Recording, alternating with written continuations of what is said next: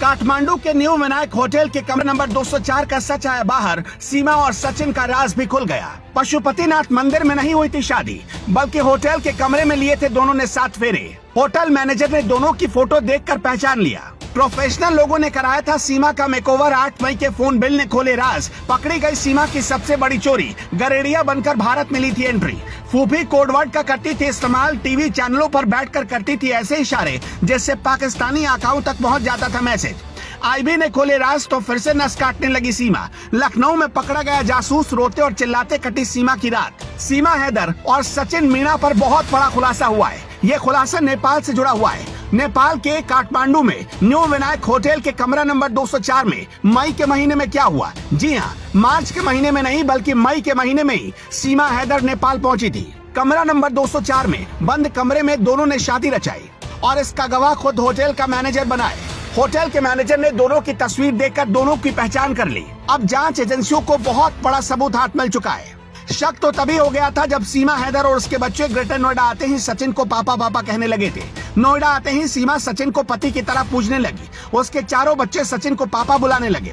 अब तक पाकिस्तानी खुफिया एजेंसी वीवीआईपी और हाई प्रोफाइल लोगों को हनी ट्रैप में उलझाती रहती थी, लेकिन अब की बार उसने नया पैतरा चला। सीमा भारत आई। सचिन से शादी हुई या नहीं किसी ने देखा तक नहीं, बस दोनों दावा करते रहे। सीमा सचिन से शादी का अगर लीगल डॉक्यूमेंट बना लेती तो वो भारत की नागरिक बन जाती। ऐसे में सचिन की प्रॉपर्टी पर दुश्मन देश के जासूस का कब्जा हो जाता।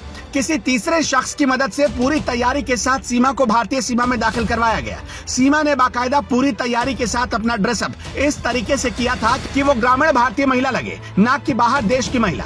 नेपाल भारत की सीमा की सुरक्षा एसएसबी के जवान करते हैं। सीमा पर हाई रेजोल्यूशन कैमरे लगाए गए जहां से किसी का भी बच पाना नामुमकिन है, लेकिन वहां के सारे वीडियो फुटेज खंगाल लिए गए पर सीमा सचिन नहीं मिले। ऐसी आशंका है कि गरेड़िया का वेश धरकर सीमा और सचिन दोनों बॉर्डर को पार कर गए। बच्चों को भी इस हिसाब से गेटअप दिया गया जिससे किसी को भी शक नहीं हुआ और सीमा सचिन भारत में दाखिल हो गए।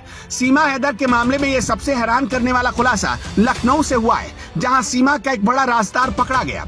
सीमा हैदर को गेटअप बदलने के लिए प्रोफेशनल ट्रेनिंग मिली। सीमा हैदर के लुक को किसी गांव और देहात की महिला की तरह दिखाने की खातिर स्पेशलिस्ट तैनात किए गए। सीमा हैदर को दुबई में कैसे रहना था, नेपाल में कैसा लुक रखना था और किस वेश में भारत नेपाल सीमा को पार करके भारत में दाखिल होना था, इसके लिए बाकायदा ट्रेन लोगों को रखा गया। सीमा को साड़ी पहनना सिखाया गया। हिंदू बनकर सिंदूर कैसे लगानी है ये भी बताया गया। मीडिया सोर्स का दावा है कि सीमा को हर मौके पर कैसे गेटअप बदलना है इसके लिए बाकायदा 1 साल तक ट्रेनिंग मिली। सीमा को दुबई तक पहुंचना है और दुबई से नेपाल कब जाना था ये भी पहले से तय था। भारत आने से पहले सीमा ने 70,000 पाकिस्तानी रुपयों में एक मोबाइल फोन खरीदा। जरा सोच कर देखिए, जो खुद को गरीब बताती है उस महिला के पास 70,000 रुपए कहां से आए।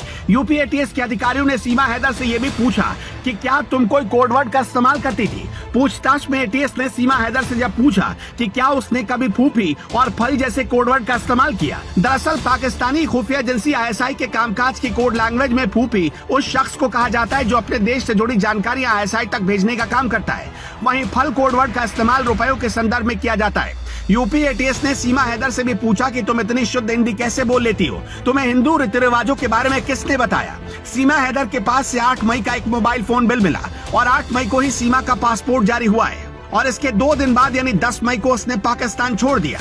भारतीय खुफिया और जांच एजेंसियों की जांच के दायरे में अब ऐसे एजेंट पर भी नजर है जो इस तरीके की खास तैयारी करवाते हैं। भारत में अवैध तरीके से लोगों को घुसवाने में मदद करते हैं। खुफिया सूत्रों के मुताबिक भारत नेपाल सीमा पर 13 मई को सीमा हैदर और सचिन के भारत में एंट्री के दावों की सच्चाई की पड़ताल की जा रही है। 20 घंटे से ज्यादा की पूछताछ में और भी कई बड़े खुलासे हुए। एटीएस ने सीमा हैदर से जानना चाहा कि 4 बच्चों की मां सीमा हैदर खुद को पाकिस्तान के छोटे शहर से बताती है, लेकिन पबजी गेम में दिन भर व्यस्त रहती है, कैसे, और 70,000 का फोन उसके हाथ कैसे आया। ये भी पूछा गया कि पबजी तो 2020 में ही भारत में बैन हो गया, फिर सचिन कैसे पबजी गेम खेलता था। 5वीं पास मिडिल क्लास घरेलू महिला एक तो नहीं 2-2 पासपोर्ट क्यों रखेगी। अपने 4 बच्चों को छोड़कर सचिन से मिलने नेपाल कैसे चली आई। यही नहीं, दूसरी बार सीमा पाकिस्तान लौटी तो अपने 4 बच्चों के एकदम नए पासपोर्ट कैसे बनवा कर लौटी। सीमा के पास इतने पैसे कहां से आए। सीमा कहती है कि उसने मकान बेचा था, लेकिन क्या पाकिस्तान में महिलाओं को संपत्ति में इतना अधिकार है और फिर पति को भनक लगे बिना उसने मकान कैसे बेच लिया।